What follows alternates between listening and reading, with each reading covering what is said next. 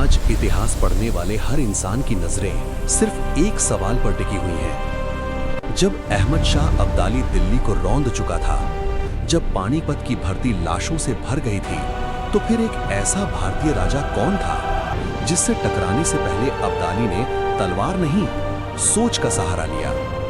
हर कोई यही जानना चाहता है, वो राजा कौन था और उसने ऐसा क्या किया कि इतिहास आज तक उस टक्कर को पूरा लिख ही नहीं पाया।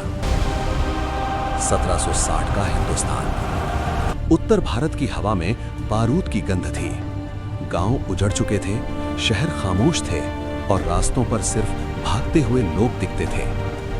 तीसरी पानीपत की जंग से पहले अब्दाली की फौज किसी बाढ़ की तरह हर चीज बहा ले जा रही थी। मुगल कमजोर थे, मराठे थके हुए थे, राजपूत बटे हुए थे और ऐसे समय में जब हर राजा अपनी जान बचाने के लिए संदेश भेज रहा था, भरतपुर से कोई संदेश नहीं गया। भरतपुर का किला शाम की रोशनी में शांत खड़ा था। ऊंची दीवारें, मोटी मिट्टी और अंदर एक आदमी किले की प्राचीर पर खड़ा उत्तर की ओर देख रहा था। वो आदमी था महाराजा सूरजमल। उसके चेहरे पर न डर था न घमंड, बस सोच। दरबारियों ने कहा, महाराज, अहमद शाह अब्दाली दिल्ली को रौंद चुका है, उसकी सेना लाखों में है, हमारे पास उतनी ताकत नहीं। सूरजमल ने कोई जवाब नहीं दिया। वो जानता था, जो राजा डर में फैसला करता है वो पहले ही हार चुका होता है। उधर दिल्ली के बाहर अहमद शाह अब्दाली अपने शिविर में बैठा था। चारों तरफ लूट का माल, घोड़े, हथियार और घायल सैनिक। वो जीत चुका था लेकिन खुश नहीं था। उसके सेनापति ने कहा, हुजूर, अब अगला रास्ता आगरा और भरतपुर की तरफ है। अब्दाली ने नक्शा देखा, भरतपुर। उसने भौएं चढ़ाई। ये जाटों का इलाका है। सेनापति बोला, ये जाटों का राजा सूरजमल चालाक और जिद्दी है। अब्दाली हंसा, राजा तो बहुत देखे हैं, सब झुकते हैं। लेकिन उसी पल एक बूढ़ा अफगान सरदार धीरे से बोला, हुजूर, ये वही राजा है जिसके किले को अब तक कोई जीत नहीं पाया। हंसी रुक गई। अब्दाली ने सीधे हमला नहीं किया, उसने पहले संदेश भेजा, भरतपुर के राजा, कर स्वीकार करो, रास्ता दो और मेरी दोस्ती लो। संदेश पहुंचा। सूरजमल ने पढ़ा। दरबार में सन्नाटा था। सबको लगा अब राजा झुकेगा, लेकिन सूरजमल ने वो संदेश चुपचाप आग में डाल दिया। उसने कहा, जिसने दिल्ली लूटी है वो दोस्त नहीं हो सकता। युद्ध का ऐलान नहीं हुआ, यही सबसे खतरनाक बात थी। अब्दाली की सेना जैसे जैसे भरतपुर के पास पहुंची, रास्ते बदलने लगे, खेत खाली मिलने लगे, कुएं सूखे पड़े थे, न अनाज, न चारा, न आराम। अब्दाली समझ नहीं पा रहा था कि लड़ाई शुरू क्यों नहीं हो रही, लेकिन युद्ध हो चुका था। सूरजमल ने अपने लोगों से कहा था, तलवार तभी उठाना जब जरूरी हो, अभी दुश्मन को थकने दो। ये जाटों की लड़ाई थी, मिट्टी से लड़ी जाने वाली लड़ाई।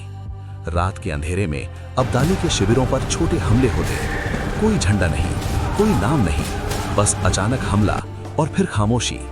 सैनिक डरने लगे। वे कहते, हम किससे लड़ रहे हैं, कोई सामने क्यों नहीं आता।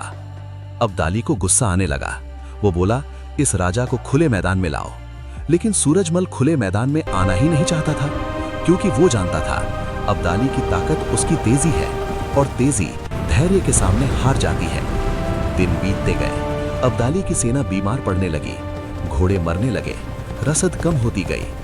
दिल्ली जीतने वाला आक्रमणकारी अब एक जाट राजा के सामने रुक गया था और भरतपुर का राजा अब भी खामोश था। किले की दीवार पर खड़ा सूरजमल आसमान देखता और बस इतना कहता, अभी नहीं। अब्दाली ने आखिरकार कहा, इस राजा से बात करनी पड़ेगी।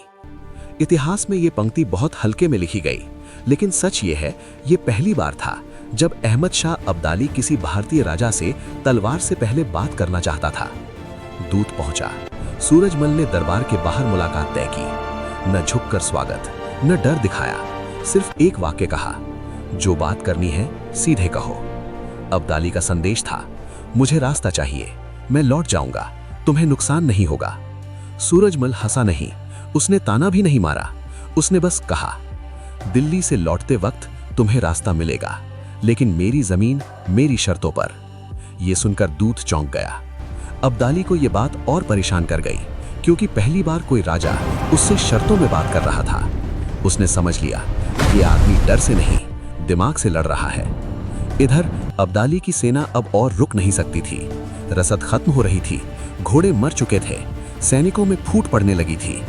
दिल्ली की जीत अब बोझ बन रही थी। अंत में अब्दाली ने फैसला किया, हम लौटेंगे।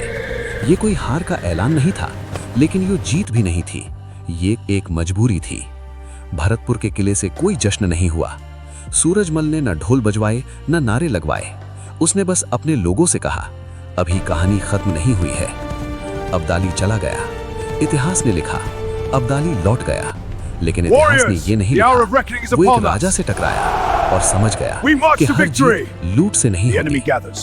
और अब तीसरे हिस्से में सवाल ये नहीं होगा कि कौन जीता, सवाल ये होगा कि कौन इतिहास बन गया। अहमद शाह अब्दाली हिंदुस्तान से लौट चुका था। उसके साथ दिल्ली की लूट थी, सोना था, कैदी थे, लेकिन जो चीज उसके साथ नहीं थी वो था सुकून। क्योंकि जाते जाते उसके दिमाग में एक ही सवाल गूंज रहा था कि अगर ये जाट राजा मेरे सामने खुलकर आता तो क्या होता। इतिहास ने अब्दाली को एक विजेता लिखा, लेकिन विजेता वही होता है जो चैन से सो सके। और उस साल अब्दाली की नींद भरतपुर की दीवारों में अटक गई थी। उधर भरतपुर में कोई जश्न नहीं था, न विजय स्तंभ न दरबार की चमक। महाराजा सूरजमल सुबह उठकर खेतों का हाल पूछते थे, गांव की खबर लेते थे। लोगों ने पूछा, महाराज आपने अब्दाली को हराया, फिर भी कोई उत्सव क्यों नहीं?